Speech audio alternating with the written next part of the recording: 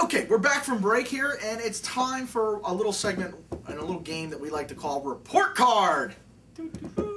Alright, the way Report Card works, for those who haven't seen a Report Card before, basically you're going to have a set number of topics. It's our job to grade those particular topics or ideas and explain why we're giving those grades. So the first topic up, what grade, DJ Knight Rider, do you give Jeff Hardy's new custom-made World Heavyweight Championship?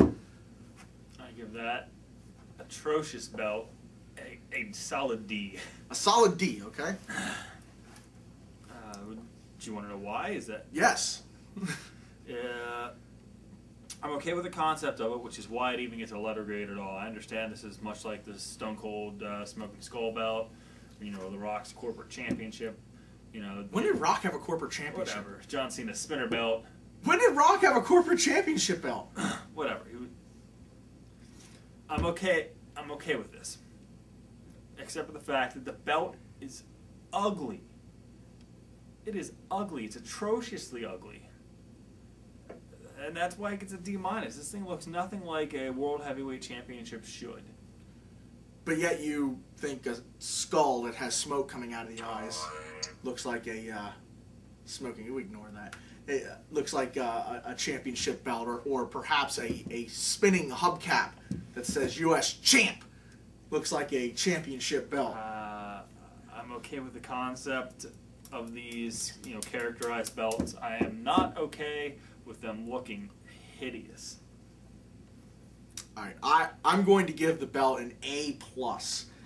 Yes, I'm giving the belt an A+, and I know that there's people out there going to watch this right now and go, oh, that's just the inner Mark and him talking.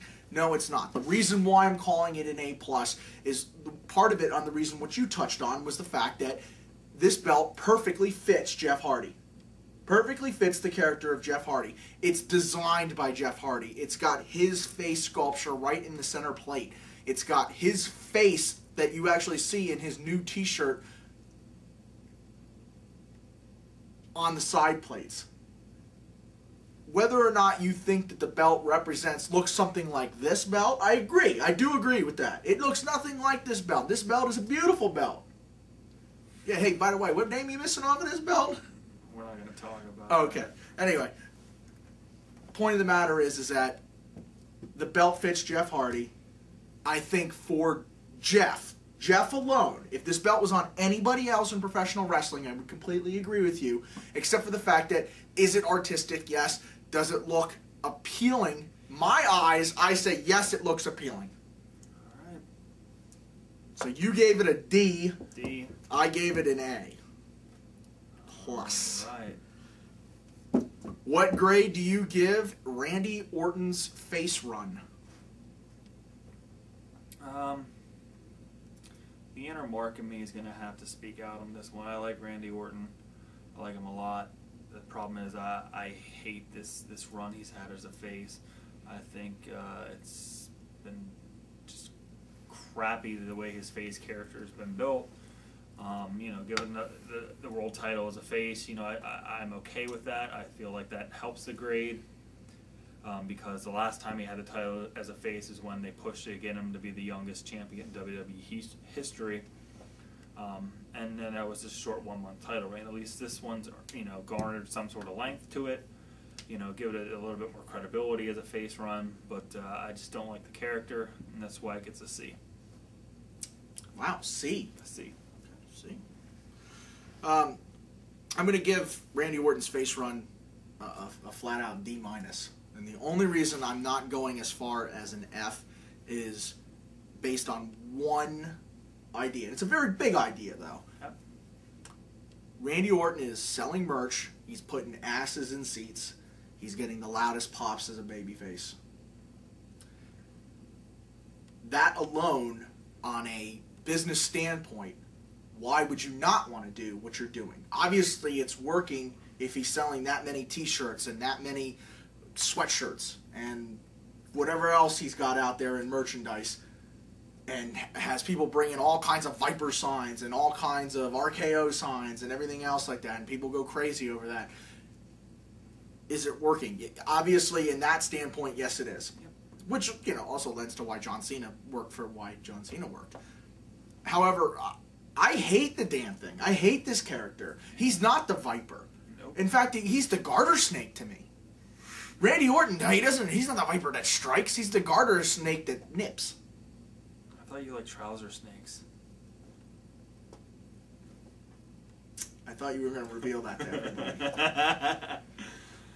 Man. So, that's why I am not a fan of this gimmick. I liked Randy as the Viper. I thought that, yeah, you and your trouser snake thing, okay.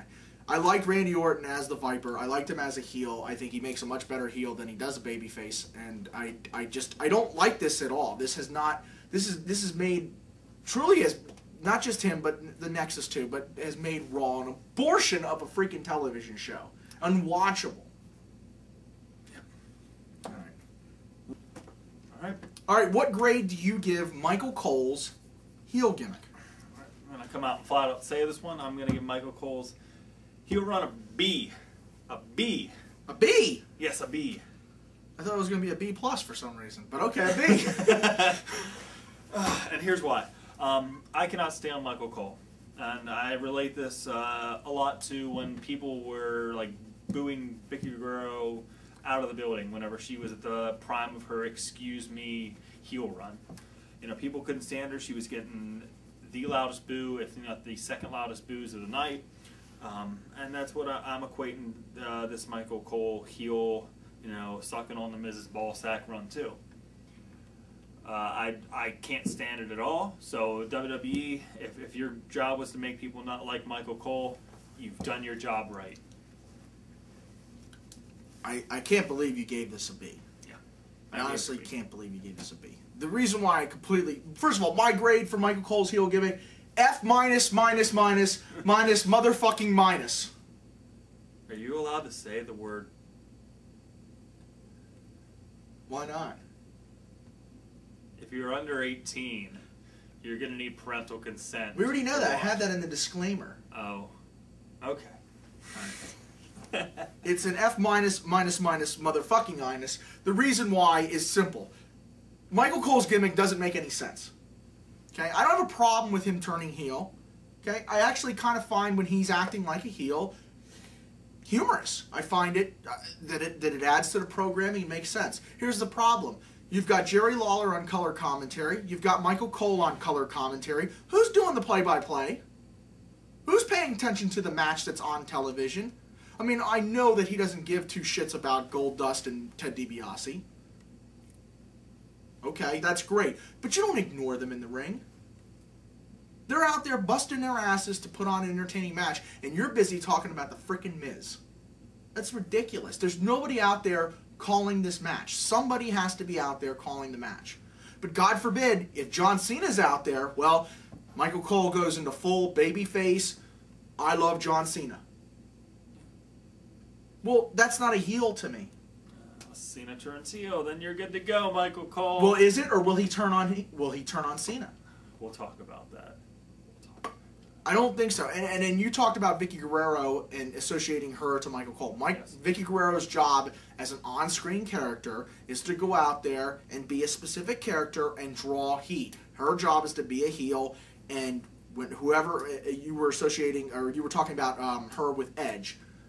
At that time, whoever Edge was facing off, or any baby face at the time, her job was to put that person down, draw heel heat, be a heel. Michael Cole, we don't know what his job is. He's a heel with Miz, but he's a baby face with Cena. He's a heel with Kane, but he's a baby face with Undertaker. There was one time during a SmackDown broadcast that he actually went back and forth between who he was cheering for and the Undertaker-Kane feud. It's not making sense. The Michael Cole character needs definition, and that's what it's lacking. Cole as a character, good. No problem with it. Bring a play-by-play man in, you're fine. That's the reason why I give Michael Cole's heel gimmick an F minus minus motherfucking minus. Okay. What grade do you give the Ted DiBiase Goldust feud, which was brought along because it's been X number of years since Ted DiBiase Sr. and Dusty Rhodes, their fathers, All right. feuded? Well, the feud's had some interesting spots, so I think I'm gonna give this one a B2. The problem is, I think the most interesting feuds definitely revolve around a real belt, you know, not someone's fake belt. You know, if this was actually, you know, going over with someone trying to win a belt back, you know, legally, rather than someone who's stolen, you know, just someone's property, because it could be any piece of property that he stole. You know, he could have stole, you know, Ted's car. Like, remember when IRS took Tatanka's feathers because he didn't pay the luxury tax on it? It's the exact same thing, and I feel like the best feuds revolve around some sort of a real championship belt, and I feel like that's, you know, part of what this feud lacks. Otherwise, I feel like they've done a decent enough job in building a feud that's lasted a little bit, rather than these 1 month feuds, 2 month feuds that WWE seems to do in their undercards. I'm gonna give the feud a C. Now, you know what? I'll change that. Make it a C+. A little bit better. The reason why I agree with you, I like the fact that they've developed this feud and that it's they've given some time to it. But it's been very little time on Raw each week. They haven't put enough into it. The biggest thing that we've seen was developed over NXT, which was an online show for Goldust's wedding and then Ted coming down and breaking it up. That was the most time that was put into it, and unfortunately that's on freaking internet and not many people are watching it. The feud, I think, makes sense. I like, you know, anything that's classic. Someone steals somebody's belt, even though you said it's not a real championship, okay, fine, but they still stole something of somebody's property that obviously means something to Ted. You can't go wrong with it. It makes sense. It's fun. It moves the storyline along, and now that Oksana has turned around, she married Goldust just to stay in the country, and then she turns around and slaps Goldust on his wedding day after marrying him, and then turns around and steals the $1 million title from Maurice, who got it back from Goldust on this past Raw. You know, it's fine. I just don't think that they've put enough time into it, and that's the reason. I like what DiBiase's done. I like what Goldust has done. I like what Maurice has done. I like what Oksana has done. I just don't think that they put enough time into it. I give the workers, I give an A to. The feud, I give a C+ to. Okay. Last